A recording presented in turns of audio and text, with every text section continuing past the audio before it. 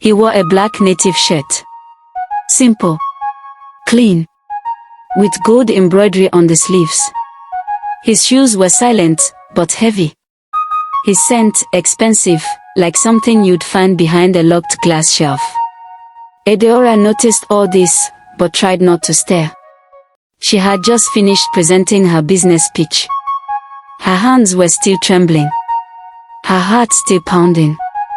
She stood outside the hall alone, pretending to check her phone. And then, "You speak with your heart," a voice said beside her.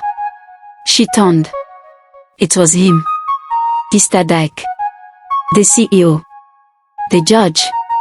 The man who had clapped longest. Adaora straightened her shoulders. "Thank you, sir." He smiled gently. "Your idea, it's more than business. It's survival. It's story. It's you." She blinked. No one had ever spoken to her like that. Not with respect. Not with interest. They sat in a nearby cafe, where Adaora almost didn't know how to order. She had never been in such a place. Marble tables. Soft jazz. She sat carefully, like she might break the chair. He ordered for her. Nothing fancy, just tea and meat pie. But her hand still shook as she lifted the cup. "So," he asked, "tell me about you." She hesitated. "How do you explain hunger? Or grief?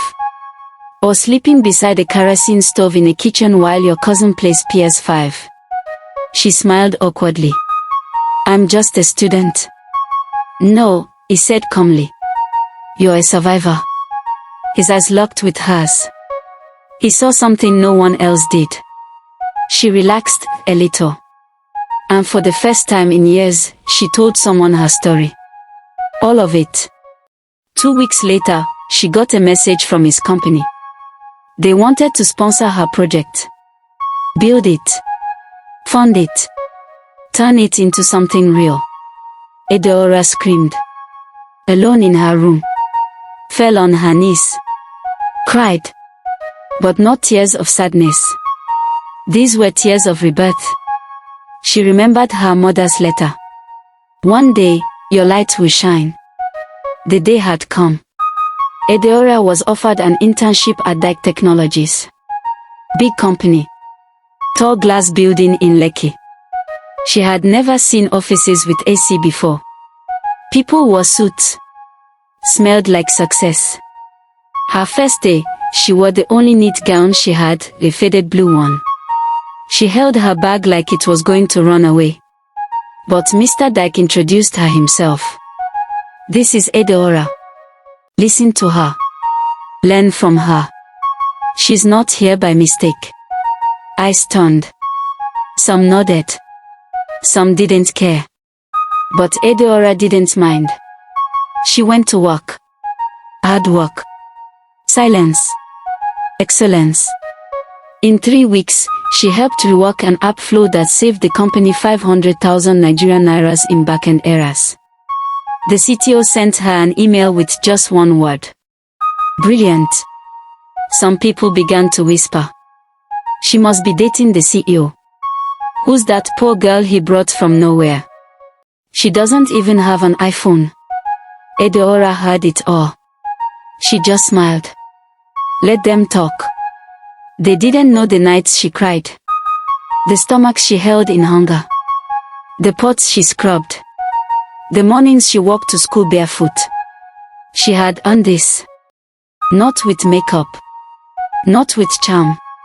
But with pain. With growth. With scars turned into stepping stones. One evening, she got a call from Uncle Paul. She almost didn't answer. But she did. "Adaora," he said. "How are you? I heard you're now in Lagos." "Big girl, oh." Silence. Then he continued. "Somto has been sick. Things are hard. If you can send something, maybe Nigerian naira 50k. Adaora felt cold. This was the same man who once said, "Book no dey bring money. Go and wash plate." The same uncle whose wife called her a burden. Now he wanted help. She didn't shout, didn't insult. She only said, "I'll think about it, uncle," and cut the call. She cried that night. But not because of them. Because even in pain, she still wanted to help. Even those who broke her. Over the months, Dyke began to see more than just a smart girl. He saw a light. A strength. A kind of gentleness that came from knowing real suffering. They spent more time together. Shared jokes. Talked about business. Books. Childhood. One day, he asked, "Do you believe in love?" She was quiet. Then replied, "I believe in trust. Love without trust is just words." He nodded. "Then I trust you," he said. That day, she knew. He didn't see her as a charity case. Or a pity project. He saw her. Dyke invited her to a former company dinner. It was at a 5-star hotel. Adaora almost didn't go. She had no dress. No heels. No makeup. But Dyke had already thought of that. Hours before the event, a delivery arrived at her hostel. A gown. Deep green. Smooth. Simple. Heels. Not too high. Just right. And a note. "You don't need to shine. You already glow." She wore it. People turned when she entered. Some stared. Others whispered. But Dyke stood up. Walked to her. And held out his hand. "Shall we?" She smiled. And in that moment, she wasn't the orphan girl from Zaka. She was the queen of the room.